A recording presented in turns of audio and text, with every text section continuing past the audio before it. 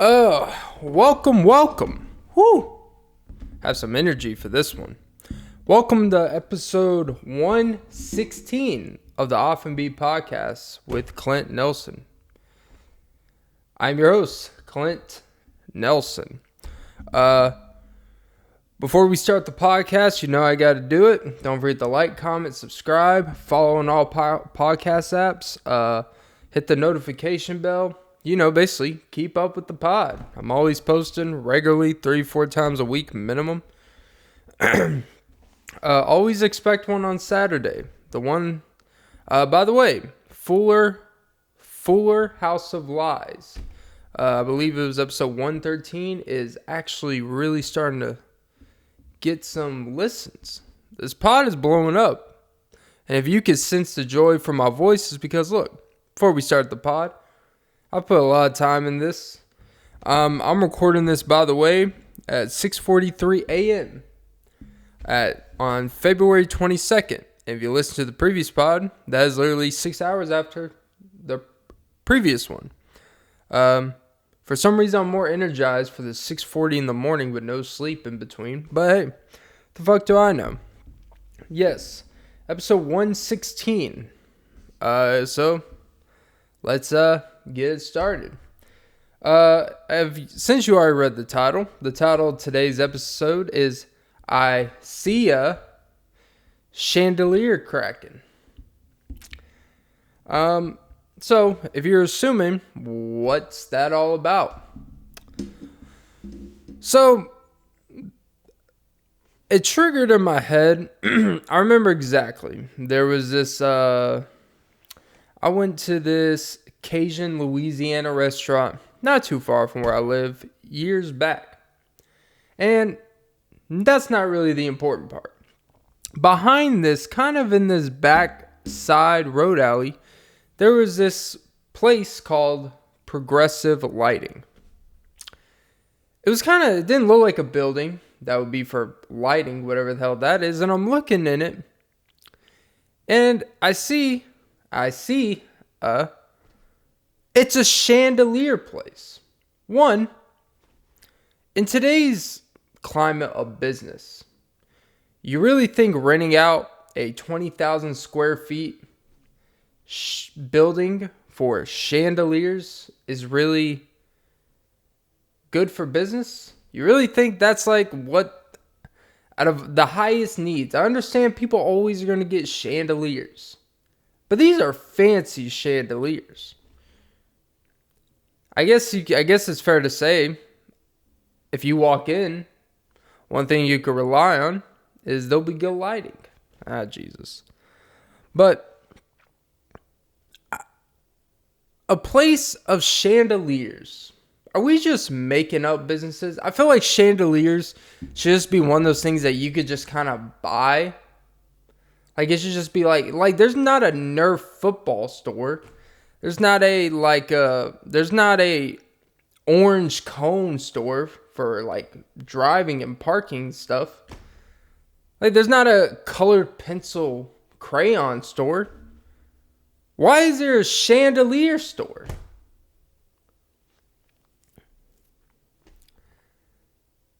Chandeliers are like, one, overrated. There's literally nothing great about having a chandelier. Only bad can come from it, because typically chandeliers are they're hanging from an apparatus 30 feet below the actual roof, and then it's 8 feet above your head. Then if it falls on you, it's not a great day for anyone. It's chandeliers be cracking. They just seem highly unnecessary. Why can't people just be content with a decent light? Like, why can't people just be content with a fan and a freaking pull down thing where you could turn the lights on and off? Why isn't light switch with just typical lights good enough for people anymore? We've always got to be fancy with these extraness. Like, do you remember Beauty? Wasn't it Beauty and the Beast where the chandelier fell on the Beast, or it fell on one of the characters and it really damaged them? People have died in movies from chandeliers. I'm sure it's happened in real life. It's scary shit. But yeah. You know what else is pretty fucked up? Is that... So I was actually going through I actually was reading some articles earlier, right? And this one was, I found it through Yahoo, but I think technically it's quote unquote Buzzfeed, which is a really outplayed news source, and it sucks ass for anything. But there was this story, well, I wouldn't even call it story, I think it was more of a subreddit, but they basically found out it was kind of true. So there's this lady, right? There's this lady in this hometown. It didn't specify. Basically, she works for an agency that recruits for jobs. It didn't say specific job. It sounds like one of those generic jobs that, okay, again, we're creating jobs by having a position that are technically creating jobs. But don't be on her side yet, because what I'm about to tell you, about the flip-flop, at least you better. This lady, so she's basically in charge of, she reads resumes, she reads applicants. She basically has heavy influence of whether these people get hired in departments or if they get hired in these specific agencies or jobs that are pretty high profile and shit, right? So she came across some resumes and the names kind of looked familiar. She recognized the one name. And it was a guy who used to bully her. Okay. Sounds pretty okay. Typically, she lives in her hometown. This dude moved back to her hometown, so she's assuming, well, if he's applying here because she knew he moved wherever, life must not be good, because we assume if someone moves back to their hometown, we automatically must assume, which we also got to stop with the, towny terms or the hometown, like, oh, if you stay in your hometown, you fucked up type of shit. It's like, well, also moving just to move doesn't really do you a whole lot of good either. Tell me all the example. So what's better, huh? Would you rather just be happy and content and, let's say, raise a family in a town, your hometown that you actually enjoy, let's say? Or, hey, you know what? I need to move and just blindly spin around 8 times and just point on a map. And wherever I point, that's where I go. And it's like some Lawrence, Kansas bullshit. Well, that's where fate was said. And guess what? You go to Lawrence, Kansas, and you know what happens? Exactly what you think happens in Lawrence, Kansas. Fucking nothing. So, sometimes it's okay, because you know what? Your hometown's not always a bad place. But whatever. She is reading these resumes because that's her job. And her job has basically heavy influence on whether these people get hired at the job they're applying for. Cool. But of course, as I mentioned, the one person was a person that quote unquote bullied her. Or him.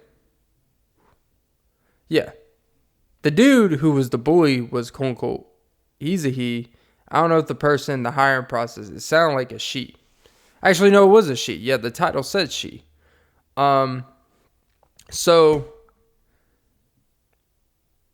she's going whatever. Oh, let me pick it up. Oh baby, can you pick it where you started, right here? Like Janet Jackson, audience, this is all for you. And my tit for JT. Oh, Neptune. Holy Neptunes. But yeah, so here's where it gets problematic. You know what she did? She said, no, I'm not hiring you. Well, it's not like directly. Excuse me.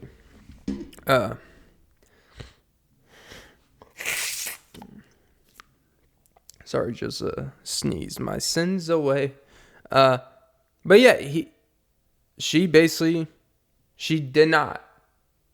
The whole reason was because he quote unquote bullied her. So I'm thinking, what? Did this guy stuff her in lockers or whatever? And she described the bullying as quote unquote just slight teasing.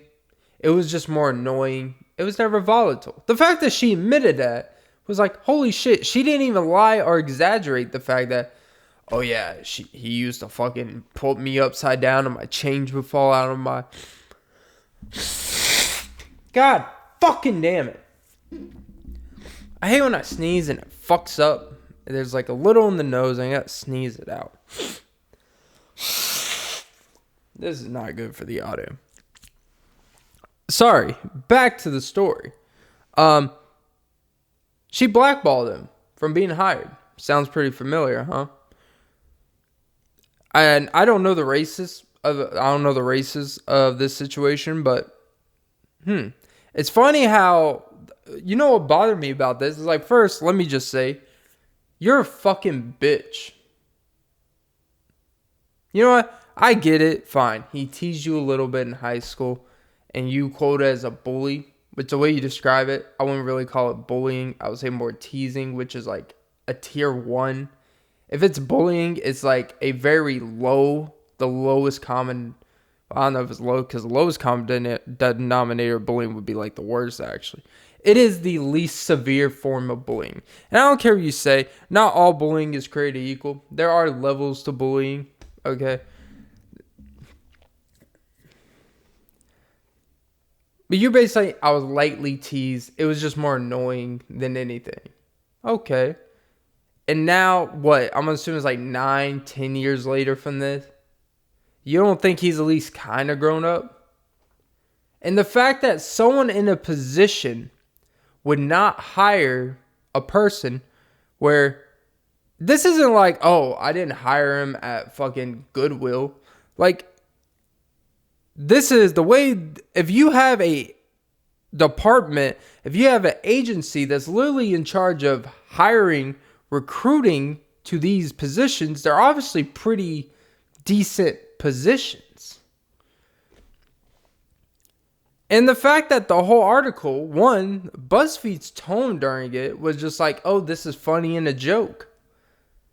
Like, oh, is she an asshole for this? It's like, yeah, she's a fucking cunt. She's more than an asshole. Like, it's not cute. This isn't like, oh, it's just some, like, pickup job. Like, this guy obviously needs a job. He's obviously more than qualified because you even said, oh, yeah, he's actually one of the better qualified ones. And they were hiring a great amount of people. And you basically said, nah, I'm going to get paid back because you used to make fun of my, extra hips. It's like, really? The fact that, one, the news source would feel comfortable in the tone that it was just joke, like it's just funny. It's not funny to blackball someone from the job, which blackballing is exactly the term they use. So literally, you're blackballing someone from a job, from something that has nothing to do with the job. It's honestly really no different. Well, I wouldn't say no different because the reasons are kind of different. It's no different than not hiring someone like the Brian Flores situation. By the way, for the Brian Flores situation, I Am Athlete, I actually listened to the podcast today. It's a fucking great podcast. Actually talk about some shit, deeper things in the NFL. It's a really cool. But anyways, that's kind of like a decent reference point. It's not completely like parallel because one's a lot more severe than the other. But the fact is, this guy, she admits in the thing, this, like, basically, I know that I'm in control of, like, his fate in terms of his at least income for the next year or two, because this is probably as good as opportunity he's gonna get right now based off the market in the hometown and shit like that, and pay and shit like that, and they have one of the best opportunities for people. And the fact that she would take some personal from high school, that one, not even that big of a deal if we're gonna be real about it, and you're gonna do that, and then go on, and your first instinct is to go on a Reddit subreddit and be like, huh, look how much of a cunt I am today, even though my lack of awareness I actually really think this shit is funny. And the fact that people think affecting with someone's livelihood is funny is wild to me. And honestly, it really makes you think when you apply for jobs, especially if you're applying at jobs with people you have known in the past, right? Let's say someone you went to school with, or someone that you were once friends with, but not friends anymore because, you did some things with her mother.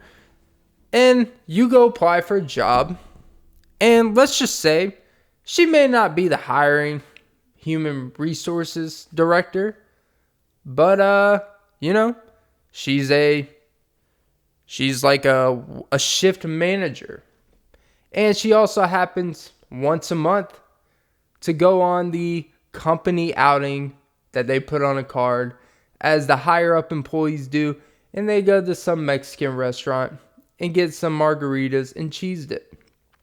Not specific at all.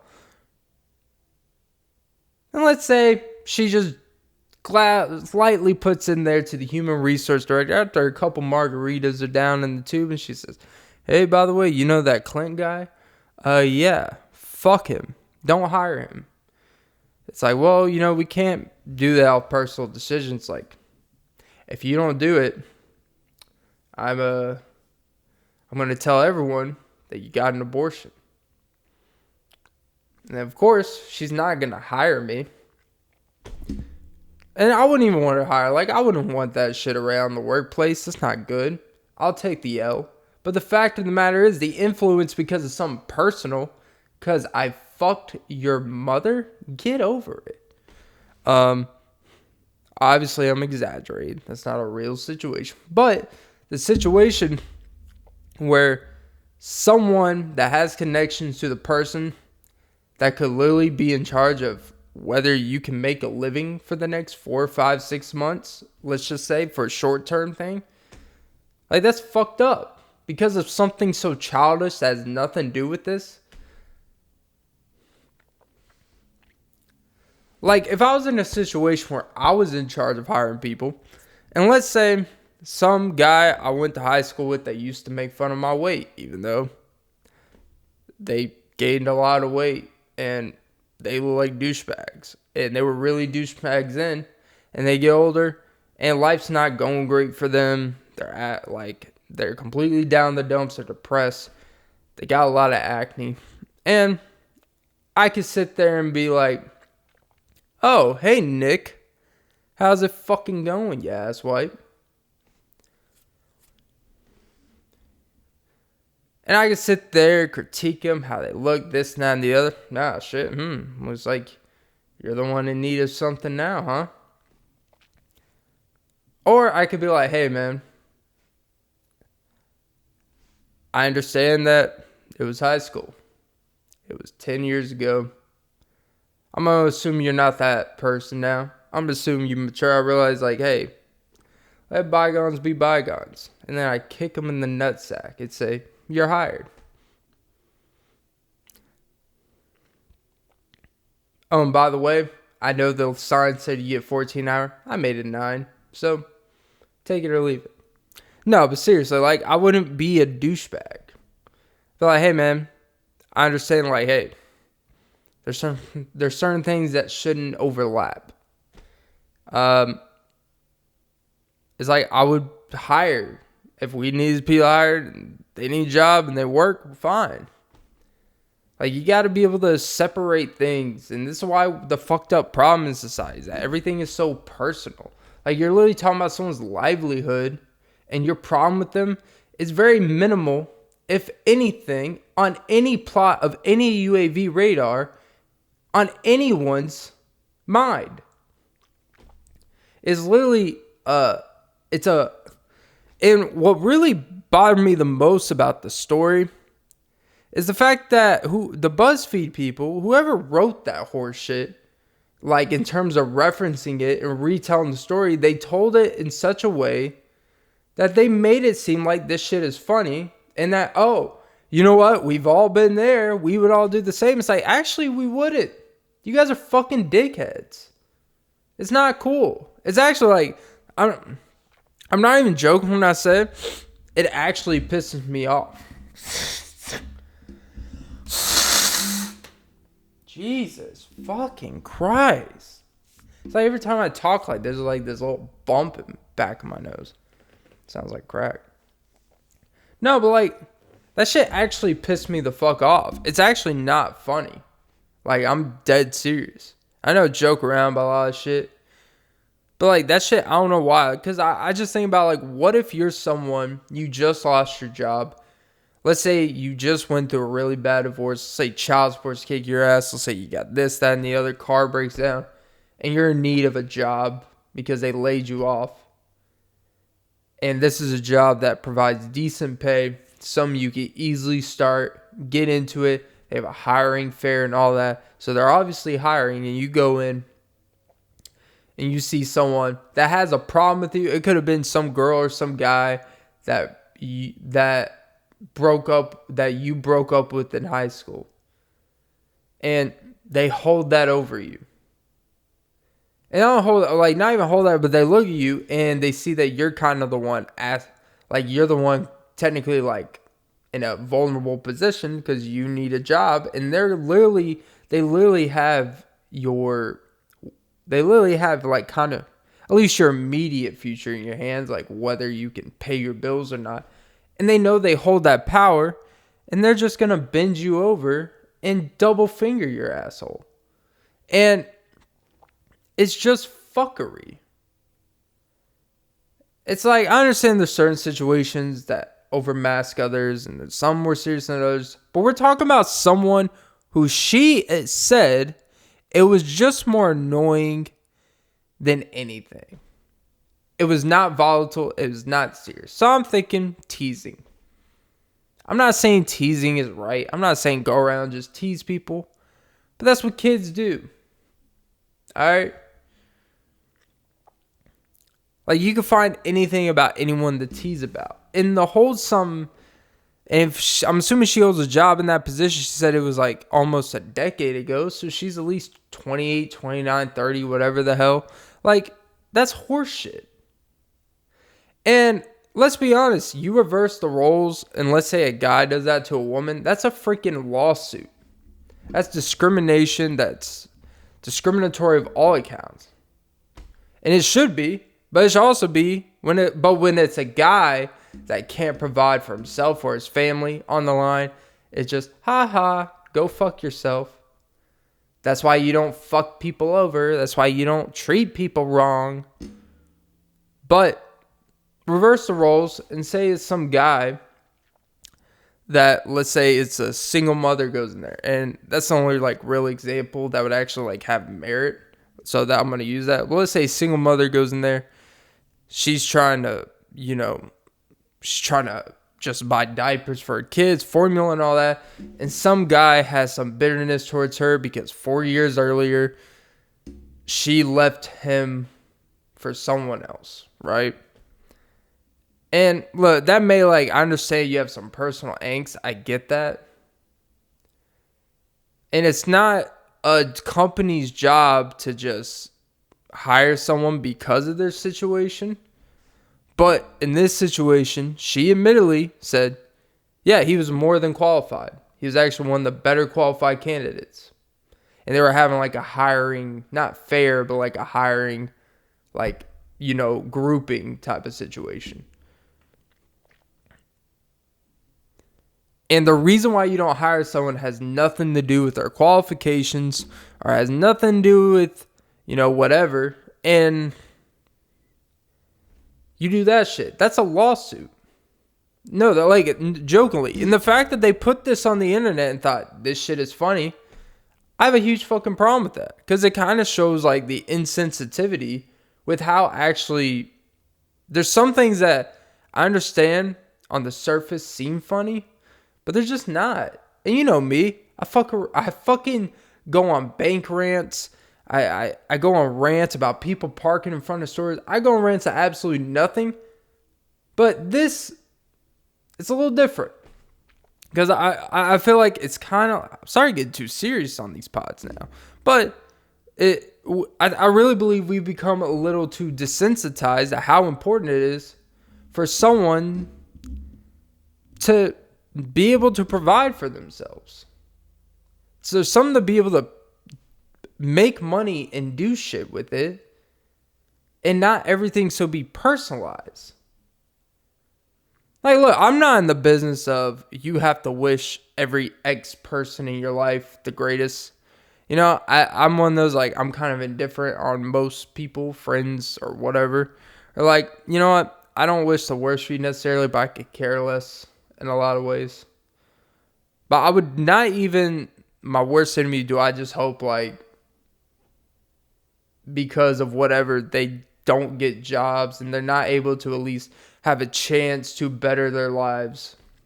And I sure as hell wouldn't go online and brag about it. I certainly wouldn't go online and be like, see, you fucked up. This is why you treat people. And people want to make it like, see, what goes around comes around. It's like, no, it's not the same. You don't hold something that happens at 17 that is so not even minor. It's absolutely nothing. It's just immaturity. And you're going to hold that over to someone when they're a decade later? I think that's honestly more, I think honestly, you look like the fucking person that shouldn't have a job, because you shouldn't hold the position you have if you're making decisions like that in the position that you hold, because you are literally in a position that literally dictates other people's livelihoods. And I think that's something you should take real serious. You're not just some person that, puts their tits on my windshield at the car wash. Which, by the way, no one really does like personal bring the Nickelback girls out in a music video car wash anymore. No one does those, in-person car washes where there's 8 unnecessary girls washing your windows. Because let's be honest, back in the days when you watch those 80s and 90s movies and you see like these same where it's just like, oh, come to the car wash. It's just a bunch of 16-year-old girls washing your car in bikinis. It's just a bunch of 40-year-old dudes paying $30 to have their car washed for a minute and a half when they got to go home and get the actual marks off their car because they didn't actually do a good job, but they're fucking perverts. And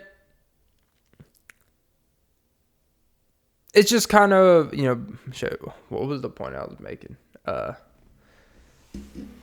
no, it's like, this is an actual real position that this lady's holding. And it really makes you wonder, and I just want everyone, like, think about your job. Think about the person that hired you. Think about the people that hired you. The department, whatever. Think about any job you get to forward and imagine, and now think about the unease you must now be when you go to places. Because now, if you know anyone that you kind of have a little angst with, someone you don't like, you have to walk on eggshells. Like, what? Like, am I not going to get this job because of something that has nothing to do with whether I shitted the bed on my interview or whether I fucking whether I missed out my middle name on my resume? Which I don't have a fucking middle name. But apparently if you miss out, your application's ineligible. Learned that the hard way. Fuck you, blah, blah, blah. Not going to say the name. I was about to, but okay. But yeah. It was, it's like the application, you made me go in. I already filled it out online. What's the whole point of the fucking online application, that status shit? If I gotta go in and write one in person when your application shit sucks, it looks like you guys just printed it off application.com, print out some bullshit. Like, and also applications, by the way.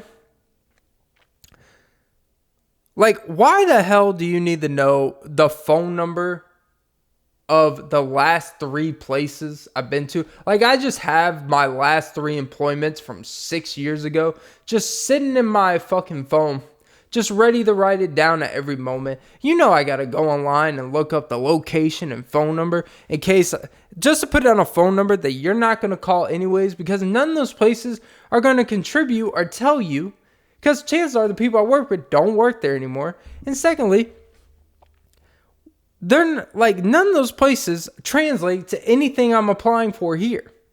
I never understood the references shit. I've never understood the previous employment shit. Well, I understand putting the previous employments, but I don't have the address at the top of my fucking head. I'm not a freaking metaverse. I don't just have like a freaking, whatever. God, Clint, God. But so stupid.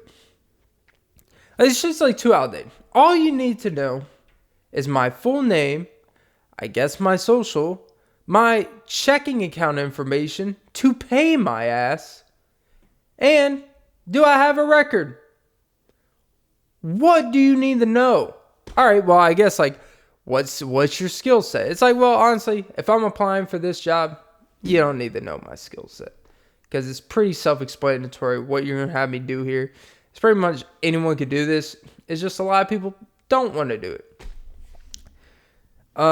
But yeah, they never they never actually reference a place. So then now I'm thinking of random people I worked with. Then I got to put their reference number. It's like, I don't even have their number in my phone. It's just, whatever the fuck. But yeah, these are the people that are hiring you or not hiring you. It's people that go on these Reddits and joke about the fact that, I didn't hire this person just because I can. So yeah, fuck you, Buzzfeed, I guess. Oh, Jesus. I'm going to take a step back for a second. I'm going to read a little beautiful poem. This is a little poem I wrote back in the day. I found it in my phone. Just kind of take a little detour. Let's relax a bit. This one is called Crib Tales. Oh, Jesus.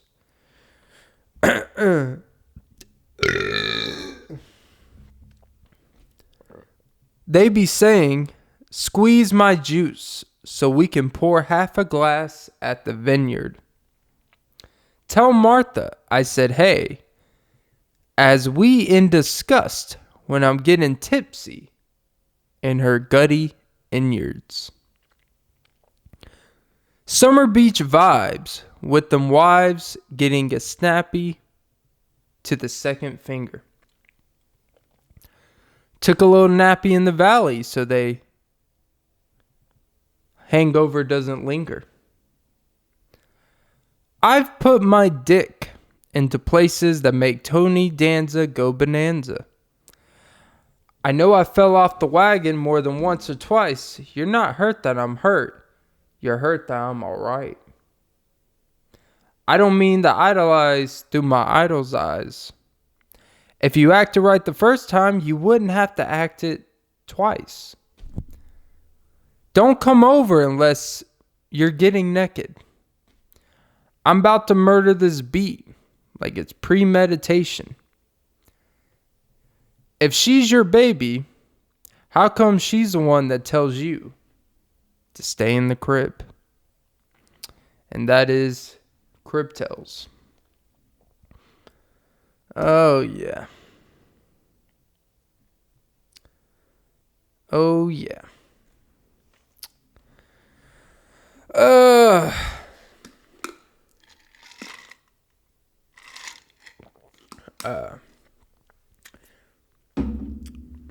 So, I guess it opens up. I'm getting so fucking annoyed in my nose. I hope everyone knows that. You better not believe it. Oh, Jesus. Yeah. So, have you ever thought about what would you do today Like, honestly, what would you guys do in this second if you got a text message? It doesn't matter if it's 7 a.m. where you're at, 2 p.m., 5 p.m. Because whatever time it is somewhere, right? Fucking alcoholics. What would you do if your favorite ex, boyfriend, girlfriend, or somewhere in between, whatever they were to text you in this moment, or call you, fuck it, let's just say they called you. What would you say? How would you respond if they said, I miss you, I love you, let's make it work? Would you at least be curious? I'm being serious here. By the way, this does not happen in my life. I just sometimes, I think of this stuff like, what would go through my mind if I just got like that text or that call from someone that would just be like, hey, I still have strong feelings for you. You know, they give you the spill of how great you are. And it's like, well, if I was that great, we wouldn't be in this situation. But no, like, what if, like, I've been thinking about and I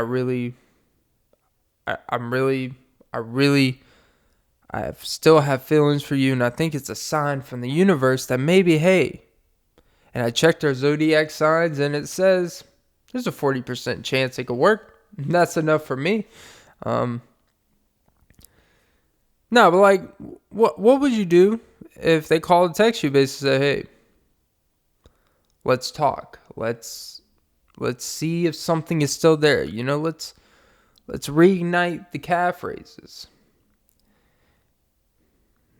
It's like, I don't know. Because you know what? It could either be full-fledged calf raises or it could be decaf races. Oh, Jesus. Decaf races. Jesus Christ, Clint. This conversation not exactly ginseng. Instead of laughing, it just makes it caffing. But yeah. Well, like, would the first instinct be curiosity? Like, you know what? I haven't even thought about this. It's not even something been the ether in my mind. It's just kind of, what the fuck? It's random as hell. And because it's random as hell, it makes you think, this is kind of exciting. Not gonna lie. And it's random as hell. So then you kind of get mad, like, Jesus, what the fuck do you want? It's like it goes from like this Jekyll Hyde thing. Like, should I stay or should I go? It's like, well, you guys have been gone for a while. It's just more like, where do you... I wouldn't even know how to process it. Because it's so much so fast. I don't even know how you ease back into like that if you haven't been a thing for a long time. I'm not talking about like you guys haven't been together for 2 weeks, but there's still like that weird communication phase where you try to be friends, but you're not really.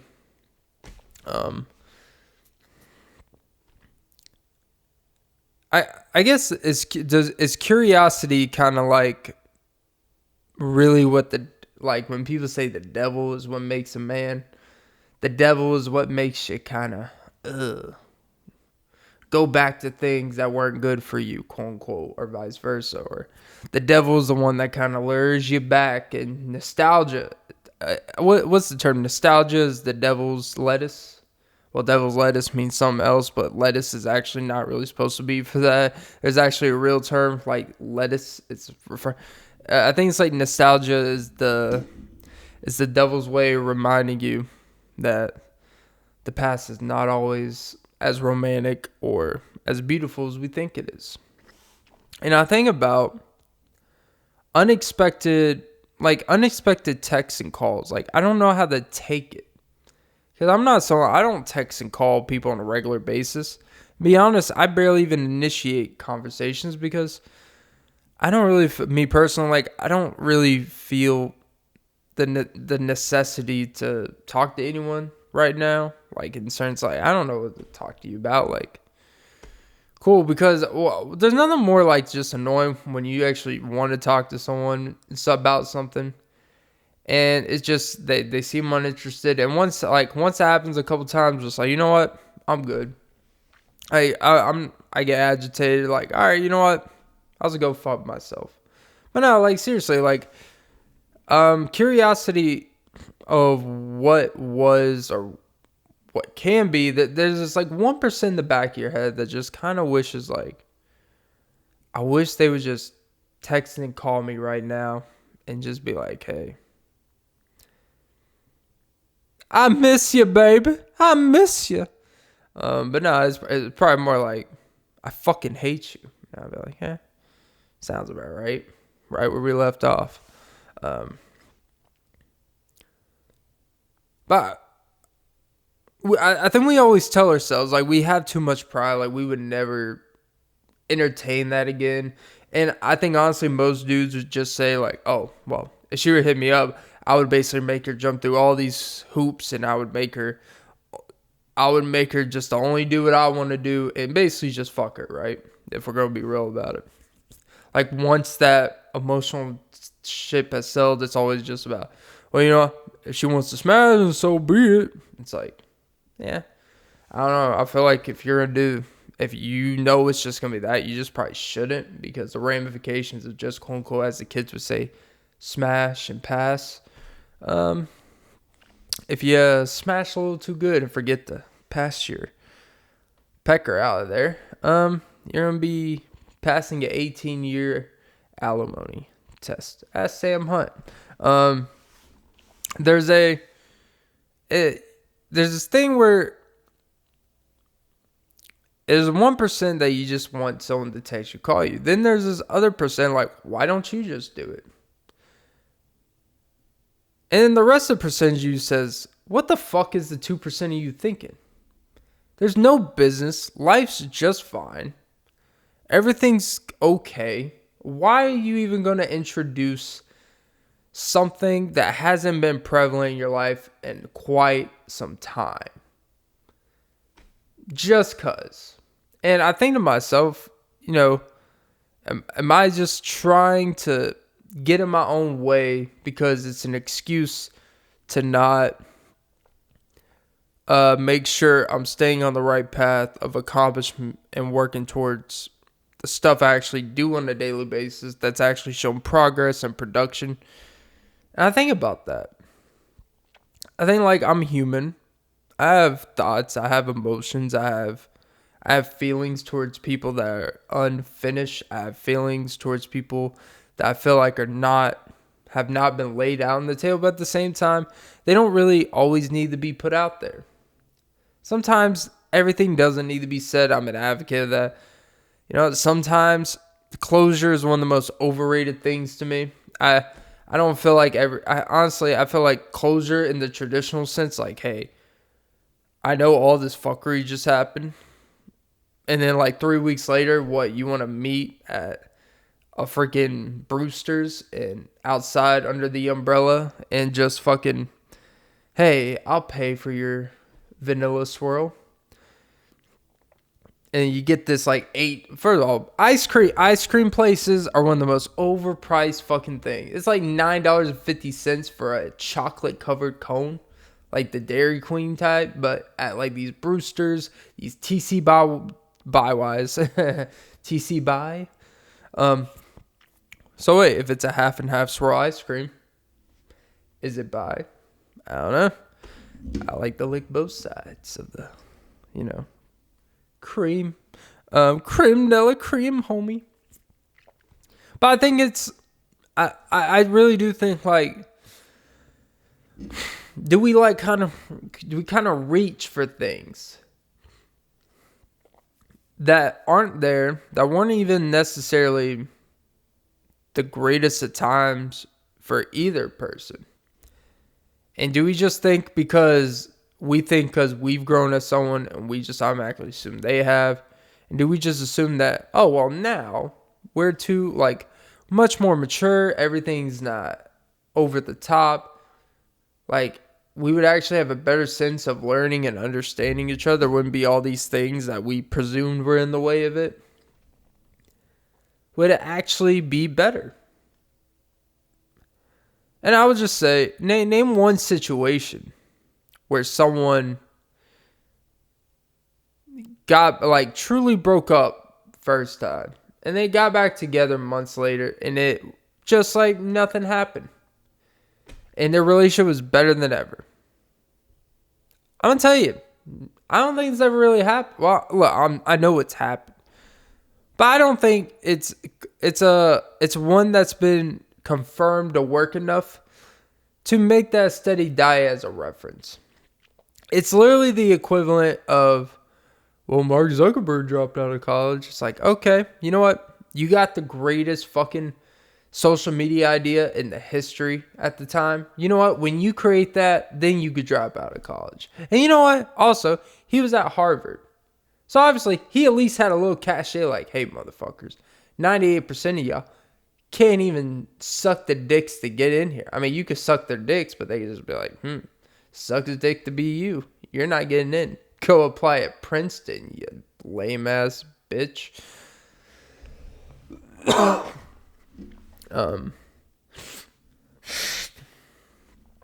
But yeah, I really think like the success, when people try to always make the exceptions them, you got a really dangerous thing. You got to really, you really think you're the exception. Like, you really think like the rules are always different for you. And realistically, they're not. That's why they're rules for people with human behaviors. I guess the main thing like I was curious about before I went off completely without saying an actual point is if you're, maybe some of y'all have like multiple exes of yours where it's like, man, you never know. I would at least consider it. At least I would have a talk, And I think a lot of that seeks from, especially when you're the one of a guilty party of something. You're always much more open-minded to you're always like, when you blame yourself for something not working, right? Or when you blame yourself for things not having a real chance of even seeing, like, what are we type of shit. I think you're always the one more open-minded to be forgiving of shit. Because your projection of you're much more forgiving of shit because of going forward, because you know how piece of shit you can be. And I always assume that, and one of the cynical point of my views, to be real bad, is anytime someone is so forgiving of everything and over forgiving, I honestly think it's because they have been hurt so bad that it's just over and over and over again, that just forgiving makes it easier. And then also, I think an alternate version of that is they have hurt so many people, or they have fucked over a lot of people, or done a lot of shady things, and they've grown to, like, they understand that unintentional harm is really hard for people to really get sympathy or empathy for. And sorry, my fucking throat, god damn it, dude, I think I have fucking mono. And I really think people that struggle, or people that are over forgiving for everything, that just like everyone should get forgiveness, I always look at them like, Jesus, you must do a lot of fucked up shit, because you sure want we always want other people to have what we would want for us in that situation, right? I think most opinions and most projections that people always want to say, like, projection is a terrible thing. I don't think projection is a bad thing. Because honestly, I think every view, every opinion has a projection to it. Like, even the most, take yourself out of the shoe situation, somehow you can find a way to make a projection. And I just, I know I'm saying a lot of horse shit right now where it's not making sense, but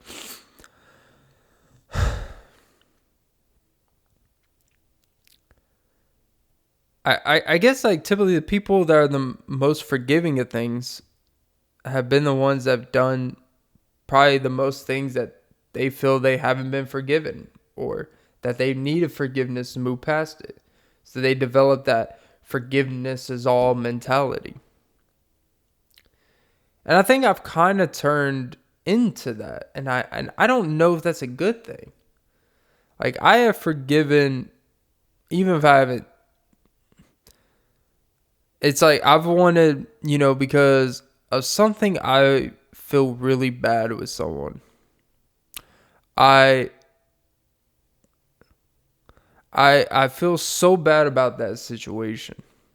And it bothers me because it's like untapped potential of what could have been. No matter what, that's like the hard lesson. No matter what your feelings are with someone, sometimes it's just not, sometimes feelings and sometimes your love for someone, it's not enough.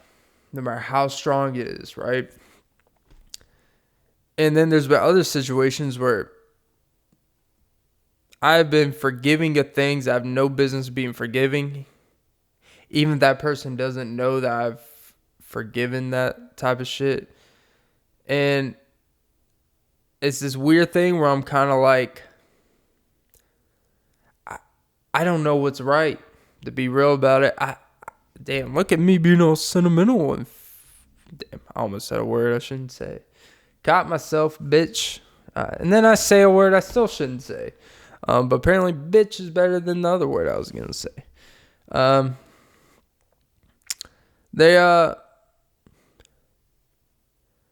did not think about this segment through.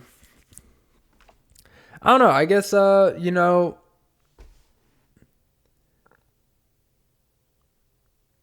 is the idea more fun? And is it even a thing that you should ever think about? Is it normal to think about wanting to talk to an ex and maybe see, maybe now when I take you to Macaroni Grill, things will be different. It's like, yeah, probably not. I don't know. It's just an interesting thing to kind of, I wouldn't say harp on, but I just think it's kind of a thing that I think a lot of people think about. It's not even about like 3 a.m. It's not even about like it's not even about like the actual intimacy that you think about. It's honestly about the feeling of like, it's been quite some time, and are we stuck on each other? Probably not. I wouldn't say stuck. And I'm not necessarily specifically talking about me at this point, by the way. I'm kind of trying to think outside a point of view. Like, two people, like, I think there's always a sad reality, though, when it comes to people that have broken up. Is that one person is always going to think about the other person. And chances are one's probably not going to think about... One person's always going to think about someone else way more than that person's thinking about them. And that's kind of always the sad part of it all, is that chances are the person you're thinking about from time to time in the past probably hasn't thought about you for a second in like 9 months. And that's okay. And when you put it like that, when you think about yourself, like, I'm literally thinking about someone that has not even a dribblage of pre-cum thought about me. And that's kind of like a sad thing. Like, well, shit. But it's a lot better than someone. It's a lot better than someone dwelling over you. To be honest, like that shit could get pretty sad, and you can sense that when it's just like, hey, relax. Like, you're making this really hard for no reason. It's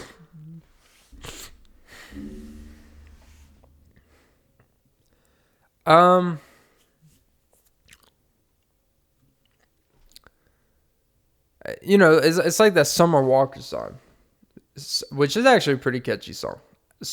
I think it's Summer Walker and JT from the City Girls. Yeah, I know some pop culture. Is that what really it's called? More like fourth baby mama culture. Hey, she made a song about it, not me. Weird thing to brag about, but that's a song for another day. It's yeah, X for a reason, X for a reason. It's a really catchy song. I haven't heard it in a minute, but it's actually a pretty decent song. And while hers is always more like, oh, you're a fucking asswipe, cheater, and all this shit. It's never like, oh man, time just, didn't click on the right time. It's always like, point the blame. It's like, all right.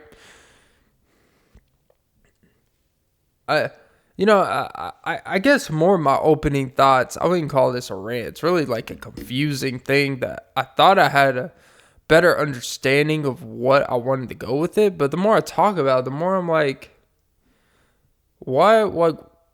This is just like a still unfinished process thought, which I think is really, when you break down what, it's kind of like unfinished business, where it's like, yeah, I'm mostly done with the thought, but there's a percentage of me that's like, I don't want to finish this.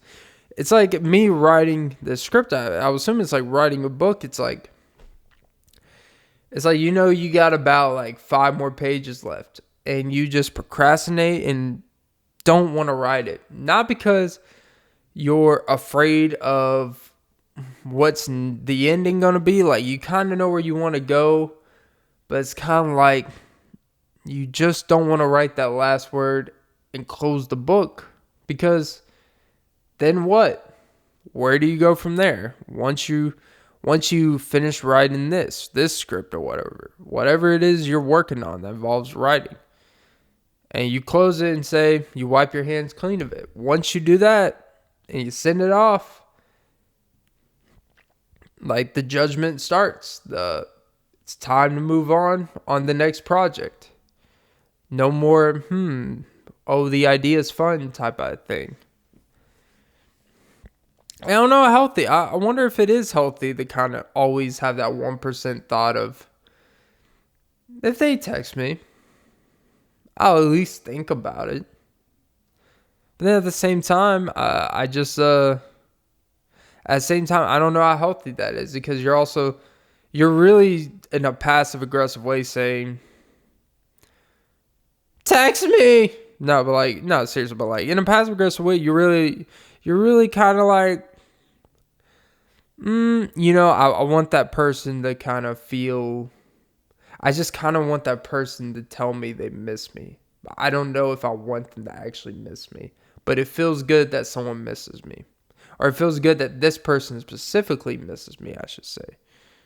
And it's kind of a sad, and it's kind of a desolate. It's kind of an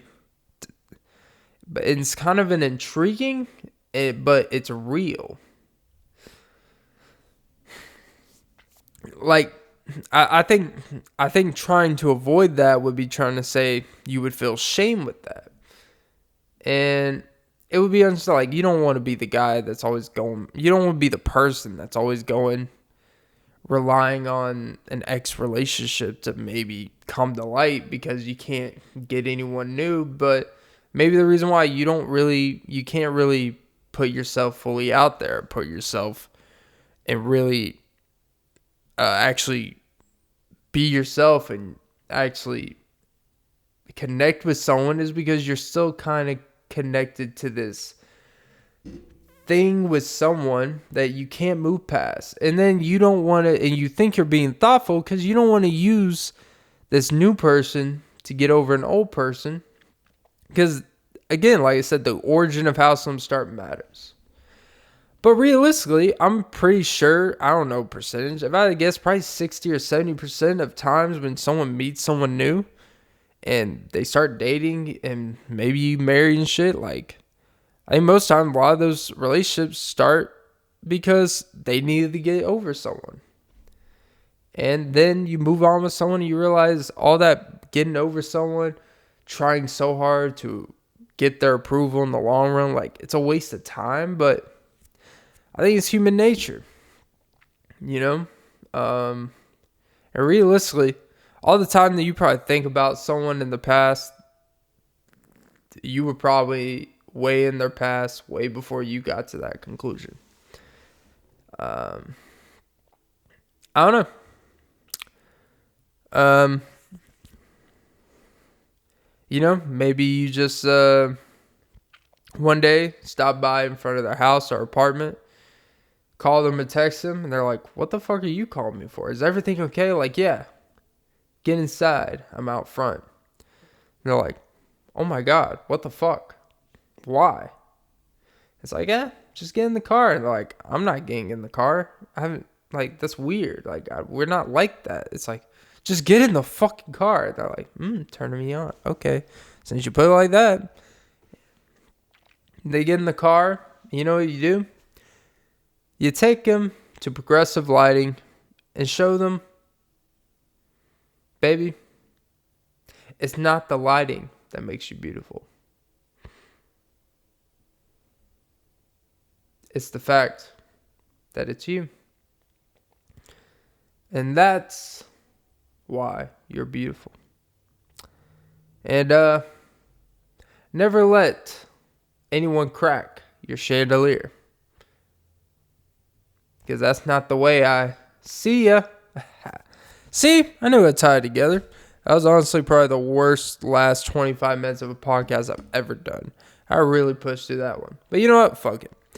That is episode 116 of the Often Beat Podcast. Don't forget to like, subscribe, comment, follow on all podcast apps. And goddamn, I hope I can get my fucking mouth less dry. No matter how much fucking water I drink, it just won't become less dry. Jesus. All right, guys. Have a great day. Whenever the fuck this is out. Jesus. Oh, Jesus. Oh, baby, can I feel you in my armpits?